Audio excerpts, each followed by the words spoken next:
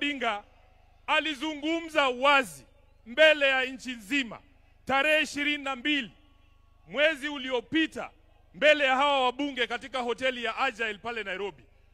Baba aliongea kwa kinywa chake mwenyewe, na waomba viongozi msiingize maneno kwa mdomo ya mtu ambaye amelala. Alisema yeye mwenyewe, akasema kama chama lazima tujiandae kwa ajili ya uchaguzi wa mwaka 2027. Na wale ambao wanaeneza mambo mengine hapa, baba alisema who has told you?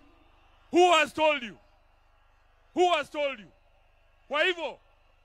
Kwa hivyo sisi tutafuata the last standing instruction ya baba ambaye alitoa chini ya siku 23 ambazo zimepita kabla afariki. Kwa hayo mengi, ni jukumu langu pia kama katibu mkuu wa chama. Mheshimiwa Rais, ilinivunja moyo sana kwamba baba alitoka Nairobi bila kusikia sauti za watu wa Nairobi wakisema tuko tayari. Sasa ni jukumu la hawa ambao wamefika hapa leo. Nataka mseme chant ya chama cha ODM mpaka baba ajue anazikwa na wanachama wa ODM. Nikisema ODM, tunasema tuko tayari. Muko tayari? Muko tayari? ODM! ODM! ODM! Asanteni sana, Mungu awabariki.